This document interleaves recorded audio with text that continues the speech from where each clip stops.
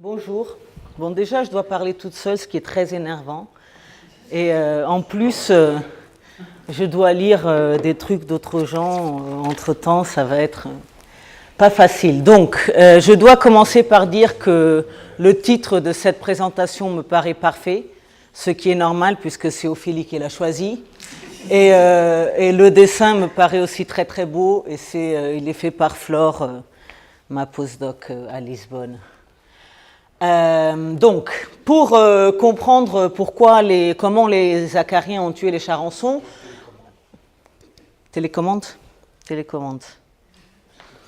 là. Il faudrait peut-être que je vous raconte un petit peu pourquoi je suis venue à Montpellier. Et donc, c'est la faute à ce congrès à Aarhus de l'ESEB en 2001.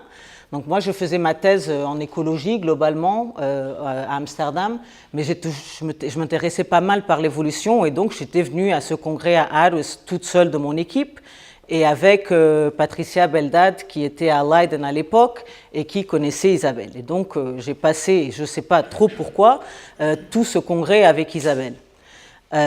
Moi, ce que je ne comprends pas, c'est pourquoi elle trouvait que c'était intéressant de passer ce congrès avec moi. Moi, par contre, c'était très clair pourquoi je voulais passer tout ce congrès avec elle, parce que je suis devenue complètement fascinée par ce personnage dès le début. Et c'est aussi pas très clair dans ma tête pourquoi j'étais tellement fascinée par Isabelle dès le début. Et je crois que c'est un peu cette force qu'elle avait mélangée avec cette insécurité naturelle qui m'a vraiment fascinée. Et de ce congrès, je voudrais juste raconter aussi une petite anecdote. C'était que j'étais en train de descendre un papier scientifique d'une façon absolument dégoûtante, probablement. Et Isabelle m'a dit « Tiens, viens avec moi ». Donc je suis allée innocemment avec elle, et elle m'a dit « Tiens, je te présente X ». X étant l'auteur de ce papier que j'étais en train de descendre. Et elle me dit « Bon, maintenant, tu peux lui dire tout ce que tu penses sur son papier. » Voilà. Et donc, c'est clair que, voilà, je trouvais qu'Isabelle était fantastique. Et du coup, quelques temps après, elle est venue faire une présentation à Amsterdam. Et à la fin, elle m'a dit « Tiens, j'ai ce système merveilleux. C'est des charançons, ils sont super beaux et tout ça. C'est un système où on peut étudier l'évolution de la spécialisation. Pourquoi on ne ferait pas un projet là-dessus? Tiens, tu as une semaine pour écrire une Marie Curie. » Alors moi, j'avais des copains qui étaient en train d'écrire des projets Marie Curie dans le labo. Ça faisait 3 semaines qu'ils étaient en train d'écrire le projet. Ils étaient désespérés parce qu'ils n'avaient pas le temps de finir. Il restait une semaine. Et donc, je lui ai dit évidemment, oui, c'est une excellente idée. Et du coup, je n'ai pas dormi pendant une semaine, bien sûr. Et je crois qu'Isabelle non plus, parce qu'elle me répondait toujours aux mails, si c'était à 3h du matin ou à 7h du matin, on s'en foutait. Et à la fin, on a quand même soumis ce projet, et même ce qui est surprenant, c'est qu'on l'a vraiment eu. Mais pendant que je l'écrivais, je me rendais compte quand même qu'il y avait quelques petites limitations dans ce système d'études. Et je lui ai dit, et si j'amenais aussi mes acariens, parce que je faisais ma thèse sur les acariens, si j'amenais aussi les acariens, on pourrait peut-être tester aussi les mêmes questions sur les acariens. Et Isabelle, avec sa capacité de choisir, comme vous savez, m'a dit oui, pourquoi pas, allez, ramène-les, voilà. Et du coup, je suis partie, je ne suis pas partie en avion, je suis allée d'Amsterdam à Montpellier avec une vanne, une grosse vanne, et puis il y avait les acariens avec moi. Mais en arrivant à Montpellier, la première chose qu'on a faite, c'est aller sur le terrain ramasser des charançons, je crois que c'est ça, voilà. Donc le terrain des charançons, c'est ça, c'est très très beau, il y a là des cynaras, des onopordums, voilà, c'était génial. Donc on est d'abord parti en Corse. Alors la Corse, c'est magnifique, on était chez Antoine, le papa d'Isabelle, on a mangé des figatelli, on s'est baigné dans la Méditerranée, mais bon, des popes de charançons, on en a trouvé une, c'était celle-là, la O53. Alors, bon, nous, donc l'idée, c'est d'étudier la différence de choix d'hôtes entre populations, donc avec une population, c'était pas très facile, et donc on s'est dit, on va aller en Espagne.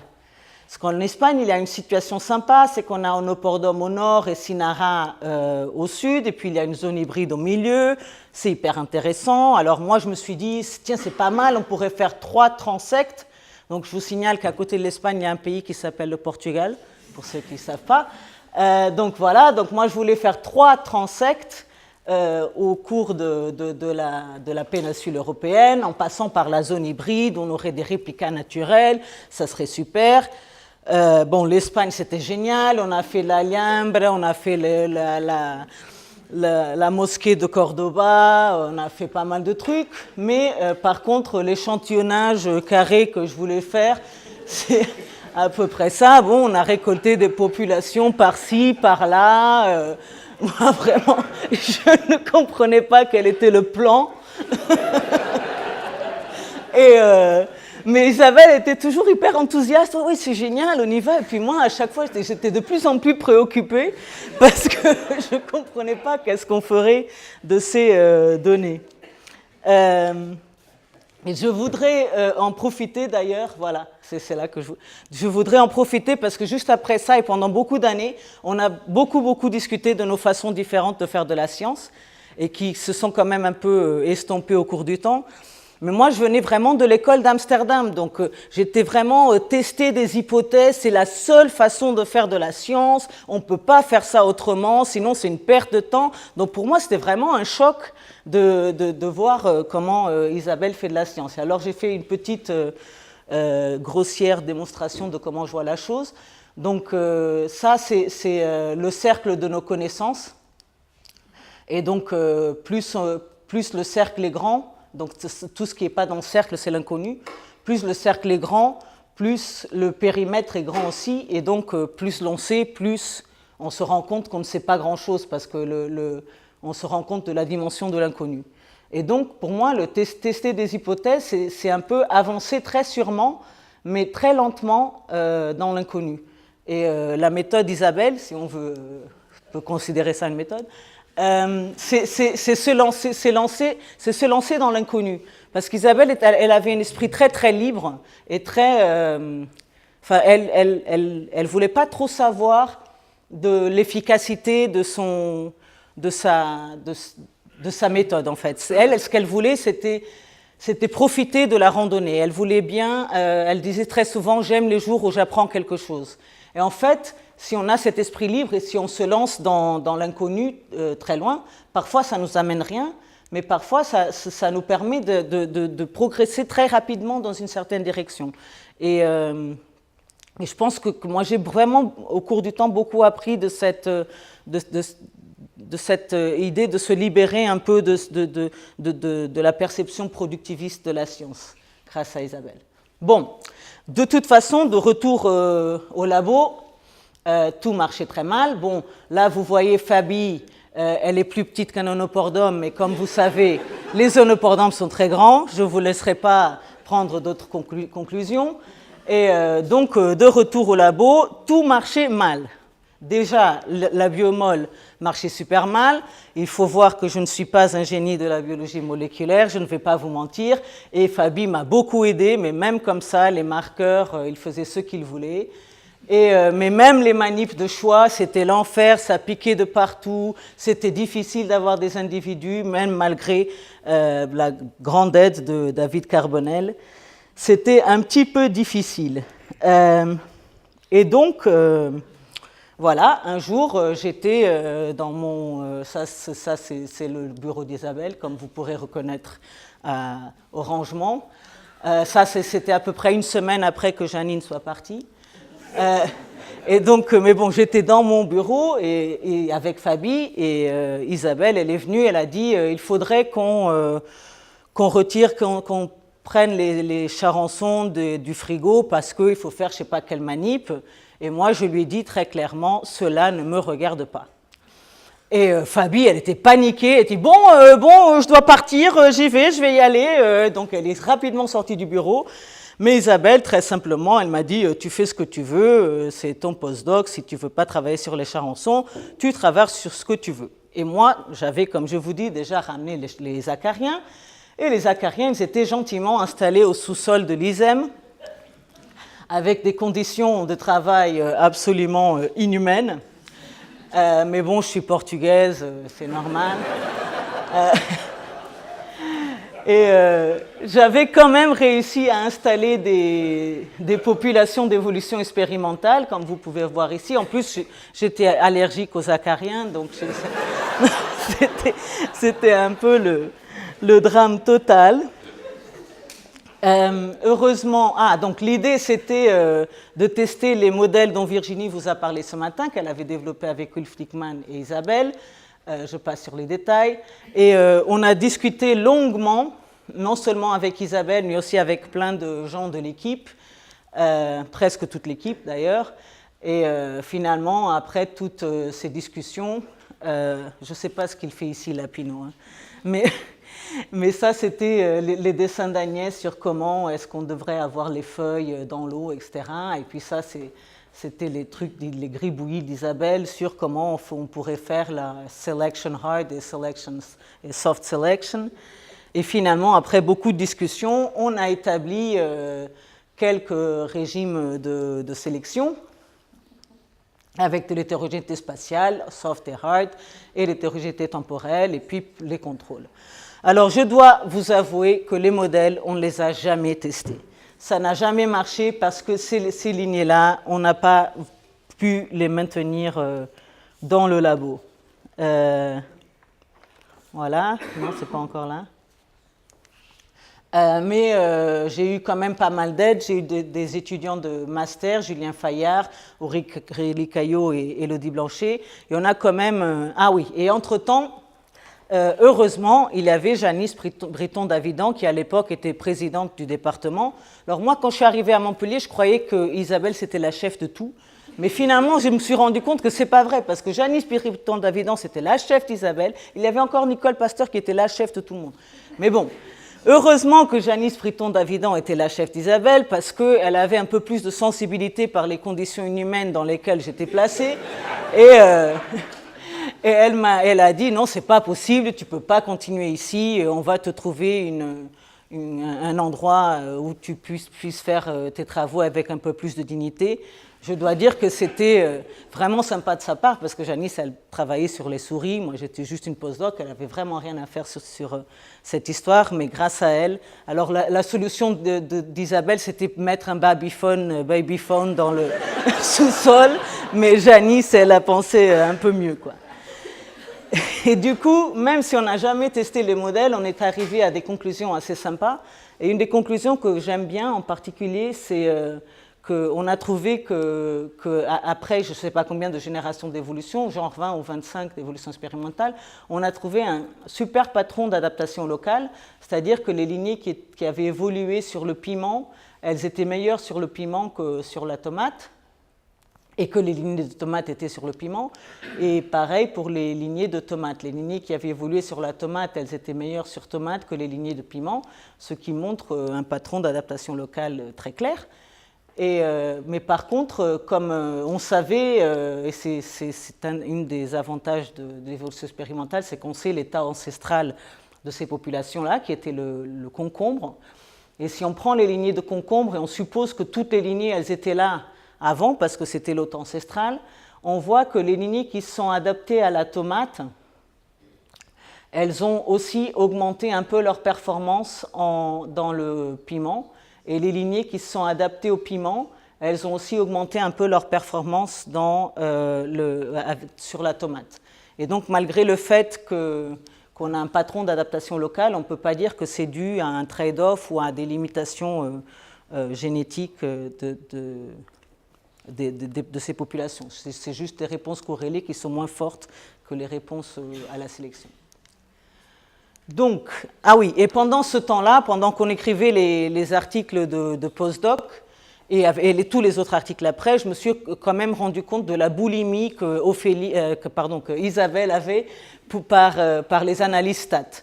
Alors Isabelle, elle fallait qu'elle analyse les données de toutes les façons possibles. Elle faisait genre 25 analyses différentes sur le même jeu de données, alors que moi j'étais déjà à peu près satisfaite à la 7e, mais elle, il fallait qu'elle en fasse plein jusqu'à être vraiment contente.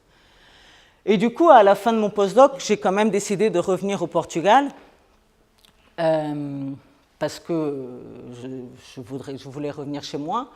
Et donc, j'étais un peu triste de partir parce que j'aimais beaucoup Montpellier, mais j'étais assez contente d'arriver. Et par contre, les acariens, ils étaient un petit peu orphelins puisque c'était moi qui les avais amenés, puis il n'y avait personne. Et miraculeusement, Émilie Mack est apparue pour faire son master au départ à l'ISEM avec Isabelle et puis sa thèse plus tard. Et heureusement, attendez.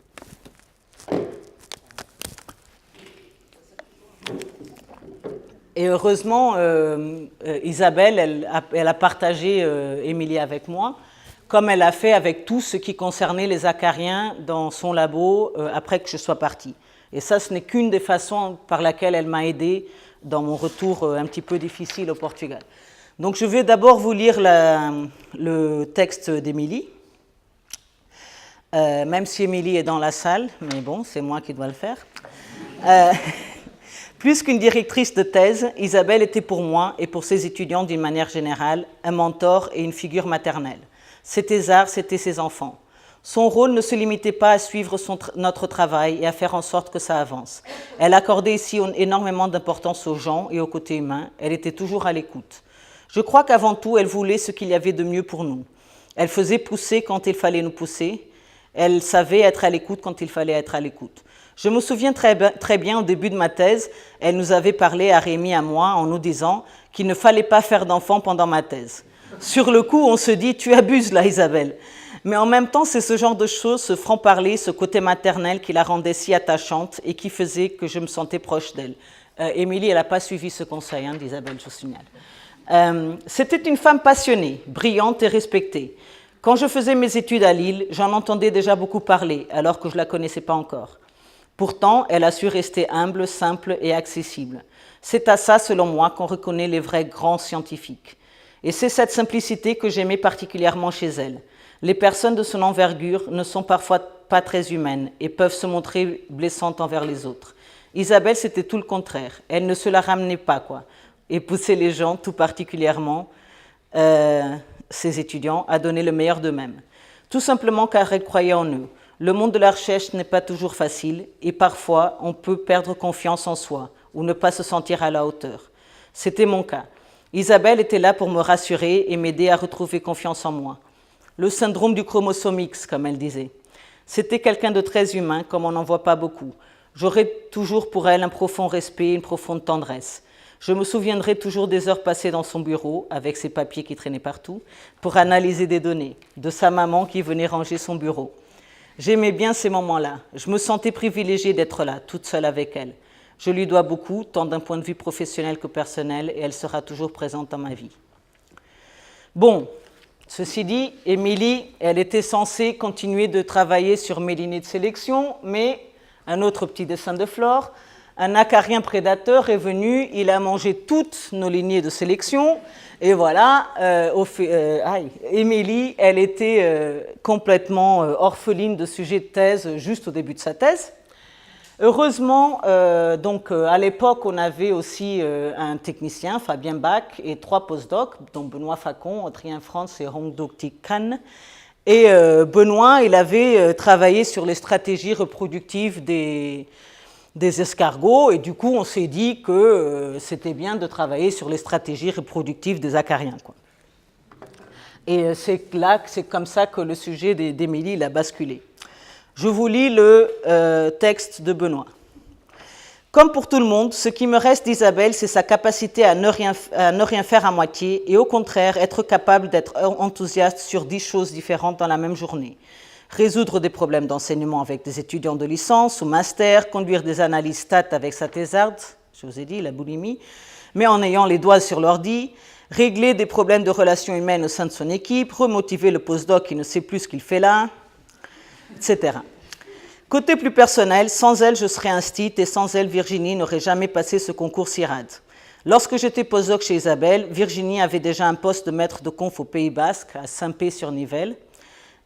J'étais dans le bureau d'Isabelle en lui disant que je candidatais à un poste CIRAD, mais que si j'avais que si je l'avais, ça ferait que moi j'aurais un poste à Montpellier à 500 km de ma chérie. Le dernier jour de la candidature, Virginie passe dans le bureau d'Isabelle et Isabelle nous dit « Vous êtes idiot, ce qu'il faudrait, c'est que Virginie candidate. » Et là, voilà qui prend son téléphone, fait le numéro du responsable de l'équipe CIRAD concernée et le passe à Virginie. Et quelques semaines après, Virginie avait le poste et revenait à Montpellier où j'étais encore en postdoc. Donc voilà comment Isabelle résoudait les trucs. J'ai entre-temps, hier soir à minuit, reçu, enfin d'ailleurs ce matin même, reçu des témoignages de Adrien France, que je vais donc vous lire de mon téléphone. Plutôt que me lancer dans un éloge sans fin des nombreuses qualités d'Isabelle, de l'étendue prodigieuse de ses connaissances et de ses questionnements, de la perspicacité de son esprit, de sa dure gentillesse et de sa tendre violence, de la sincère affection, de l'amour qu'elle était capable de générer tout autour d'elle, je préfère me rappeler à ma mémoire une petite anecdote. Préparez-vous, elle est très bien. Un jour, on discutait de la grossesse humaine, phénomène qu'elle trouvait absolument anachronique. Visiblement, tolérer encore en 2008 d'être esclave d'un processus biologique aussi coûteux physiologiquement lui paraissait totalement incongru, voire complètement intolérable. J'étais assez prêt à partager ce qualificatif d'anachronique, peut-être pour des raisons, pas pour les mêmes raisons, lorsqu'elle ajouta qu'en plus, on sait parfaitement obtenir et développer des bébés à terme hors du corps de la femme. Non, en fait, on ne sait pas faire ça, j'ai dit. Ah bon? On ne sait pas faire ça, a-t-elle lâché, presque déçue. On a ri beaucoup. Et le souvenir de cette volonté de ne pas soumettre l'être humain, surtout la femme, au simple processus biologique qu'elle étudiait, par ailleurs, si finement, ne m'a pas quitté depuis. Voilà. Bon, entre-temps, par contre, Émilie, elle a donc continué sur les stratégies reproductives et puis, pour des raisons qui nous échappent à tous, elle est passée au sex ratio, à l'évolution du sex ratio. Vraiment, pourquoi ça s'est passé, on ne sait vraiment pas du tout, mais toujours est-il qu'elle a fait des manips d'évolution expérimentale sur le sex ratio que personne n'avait jamais fait, donc c'était vraiment, vraiment super. Et elle a eu des résultats assez sympas que je vais simplement parler du plus important. Donc la théorie de Bill Hamilton prédit que si tout le monde s'accouple avec tout le monde, on devrait produire 50% de mâles, 50% de femelles. Par contre, s'il n'y a qu'une femelle dans un patch, donc s'il y a une population structurée, on devrait produire beaucoup plus de femelles. Et en fait, on voit qu'effectivement, dans nos lignées d'évolution expérimentale, donc under local mate competition, qui était donc dans des populations structurées, on voit qu'il y a beaucoup moins de mâles produits que quand les populations évoluent en panmixie, où on a à peu près 50% de mâles.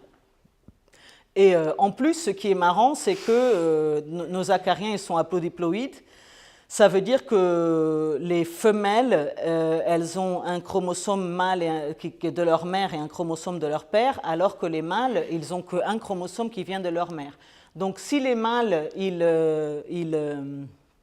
avaient leur mot à dire, ils voudraient ne produire que des femelles indépendamment de la structure des populations. Donc on est arrivé à la conclusion que les femelles gagnent clairement chez les acariens. On a montré plus tard que ce n'est pas exactement comme ça, que les mâles résistent un petit peu, mais bon. Entre-temps,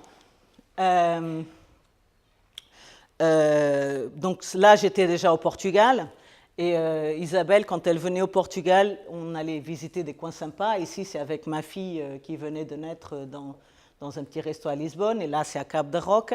Mais à part se promener dans des coins sympas, je me rappelle aussi qu'on passait des heures et des heures sur une table en train de lire et de relire les articles sur le sex ratio, puisque nous, notre littérature, on n'avait pas vraiment fait la littérature récente là-dessus, puisqu'Émilie, elle a basculé là-dessus sans vraiment un grand plan dirigé. Et donc, on a dû vraiment se remettre les pendules à l'heure de façon assez rapide. Et donc, je me rappelle qu'on avait plein d'articles et qu'on n'arrêtait pas de discuter et de vraiment se construire un chemin sur cette thématique. Et moi, j'ai vraiment beaucoup apprécié ces moments-là parce que j'avais vraiment l'impression qu'on construisait quelque chose ensemble. Et même si on discutait, si on se disputait beaucoup, bon, la différence entre discuter et se disputer avec Isabelle, vous savez que c'était un peu faible, mais j'avais vraiment cette sensation de partager quelque chose, de vraiment faire un bout de chemin ensemble que j'ai pas retrouvé très souvent avec d'autres collaborateurs, même si je ne me plains pas de mes collaborateurs actuels. Donc, entre-temps, Caroline Nieberding, qui avait par ailleurs connu Isabelle et écrit un article avec elle, elle s'était mise à travailler avec les acariens. Alors, ce n'est pas très clair pour moi, je pense que c'est clair pour personne, si Caroline s'était mise à travailler sur les acariens parce qu'elle voulait continuer à travailler avec Isabelle, ou elle avait continué à travailler avec Isabelle parce qu'elle s'était mise aux acariens. C'était un peu difficile de savoir la différence entre ces deux choses, mais toujours est-il qu'elle avait une thésarde, elle a une thésarde, Eline Bitume, et avec la collaboration de Driss et d'Ophélie, ils ont développé pas mal de trucs sympas sur l'évolution de la dispersion chez les acariens, et en particulier, ils ont montré que la distance que les acariens parcourent est proportionnelle au taux d'apparentement qu'ils ont dans le patch où ils se retrouvent, ce qui paraît simple, mais ça n'avait pas été démontré. Et donc, je vous lis maintenant le témoignage de Caroline, qui est aussi dans la salle d'ailleurs, mais bon. Il s'agit d'une balade qu'on a fait tous les trois avec Christophe et Isabelle en mars 2013. Alors en mars 2013, Isabelle, elle marchait à petits pas, je ne sais pas si vous vous rappelez. Elle marchait encore à ce moment-là plus vite que Mylène, mais c'était quand même à petits pas. Il s'agit d'une balade qu'on a fait avec Christophe et Isabelle en mars 2013, quand je venais de lui annoncer que j'étais enceinte d'Edgar, avant de l'annoncer à ma mère. Elle était déjà malade, et il m'avait pris à l'idée de marcher jusqu'à la mer en imaginant sur la carte que ce n'était pas si loin et qu'il ne faisait pas si moche. On a marché dans le froid et le vent et même la pluie pendant au moins 3 heures pour finalement être éjectés du bord de mer par la force du vent. Pendant toute la journée, j'ai eu peur qu'elle tombe ou perde conscience à cause de l'effort, mais elle a fait tout le trajet haut la main comme d'habitude. Moi, j'arrêtais pas de m'excuser d'avoir eu une idée aussi foireuse, mais Isabelle riait et marchait et nous a finalement ébahis par son endurance mentale et physique. En fin de journée, j'ai demandé grâce et on a pris un taxi pour faire le chemin de retour, mais Isabelle, elle, aurait marché le retour aussi. Et je vous lis tout de suite aussi le témoignage de Driss que j'ai vaguement traduit de l'anglais. Donc, Driss, j'étais à un meeting sur les interactions plantes-animales à Majorque en 2008 ou 2009 avec à peu près 100 participants, dont les grandes pontes de l'époque, mais 0. Maintenant, je n'en ai plus. J'étais particulièrement contente de connaître Isabelle, c'était mon héroïne. Il y avait aussi de jeunes étudiants espagnols. Beaucoup d'entre eux travaillaient sur la théorie de la coévolution en mosaïque de John Thomson. Ils devaient se sentir flattés, autant d'études sur sa théorie.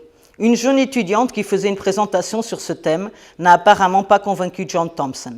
À la fin de la présentation, il pose des questions à l'étudiante d'une façon assez agressive et dénigrante. À ce moment, Isabelle, qui était derrière moi, se lève et lui dit « John Thomson, ce n'est pas parce que tu te crois le fondateur de la coévolution que tu dois traiter des jeunes étudiantes comme ça. »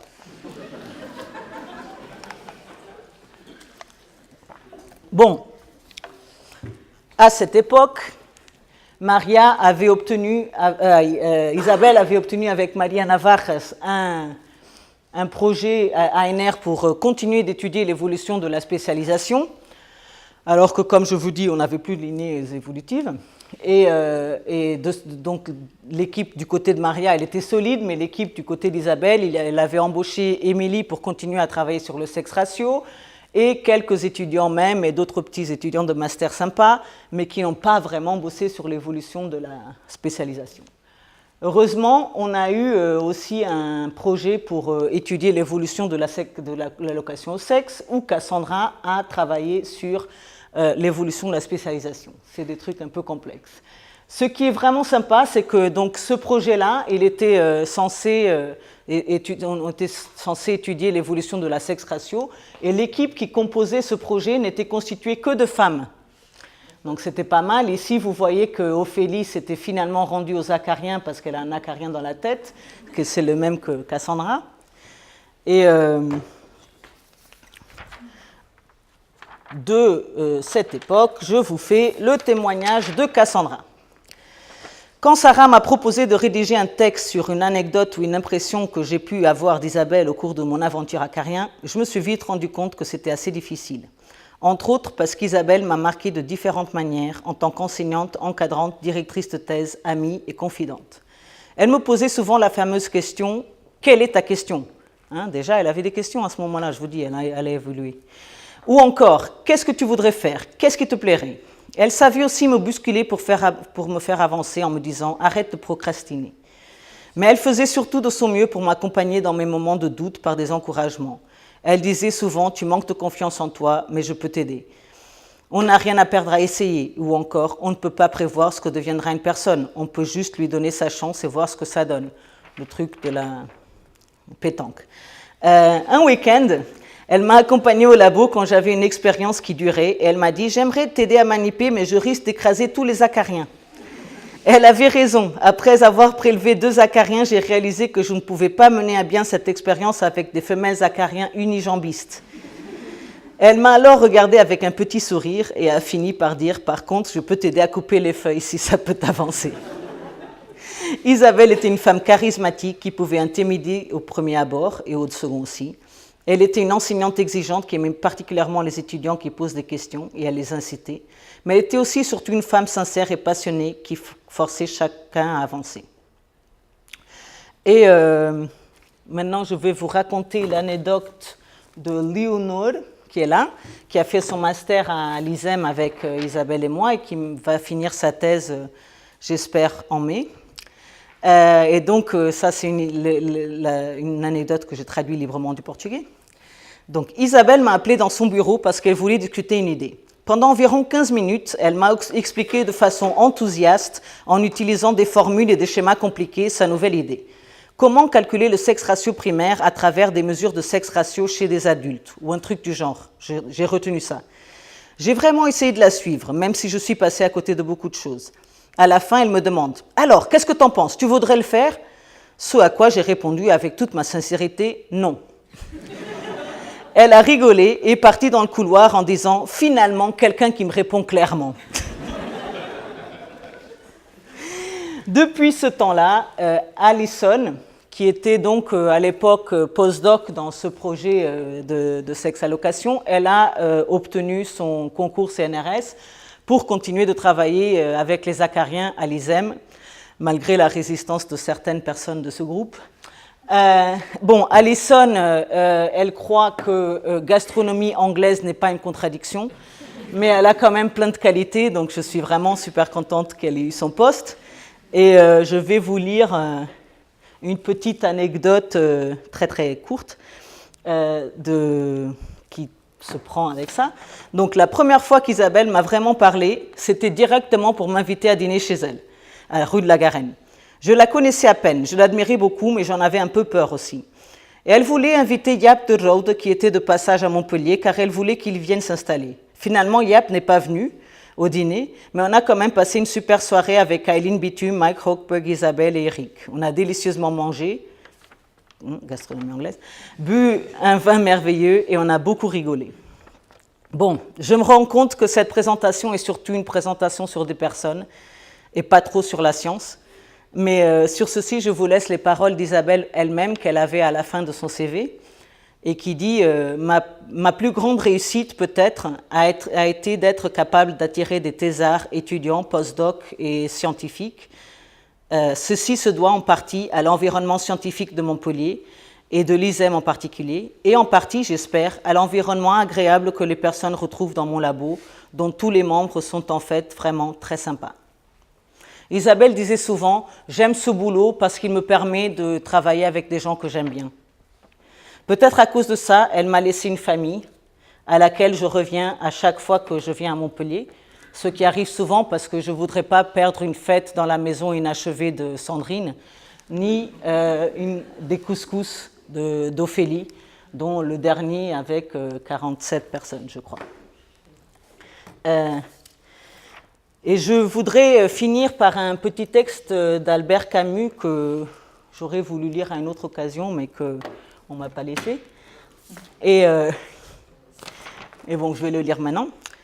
Et donc c'est un texte que j'ai toujours aimé et qui en fait m'a toujours fait penser à Isabelle. Ne pas céder, tout est là. Ne pas consentir, ne pas trahir. Toute ma violence m'y aide et le point où elle me porte, mon amour m'y rejoint et avec lui la furieuse passion de vivre qui fait le sens de mes journées. Chaque fois que l'on cède à ses vanités, chaque fois que l'on pense et vit pour paraître, on trahit. À chaque fois, c'est toujours le grand malheur de vouloir paraître qui m'a diminué en face du vrai. Il n'est pas nécessaire de se livrer aux autres, mais seulement à ceux qu'on aime, car alors ce n'est plus se livrer pour paraître, mais seulement pour donner. Et je ne voudrais pas finir aussi sans dire un mot à Eric, et ce mot c'est merci Eric, pour ta générosité, ton amour et ta clairvoyance, et pour avoir rendu Isabelle si heureuse. Merci.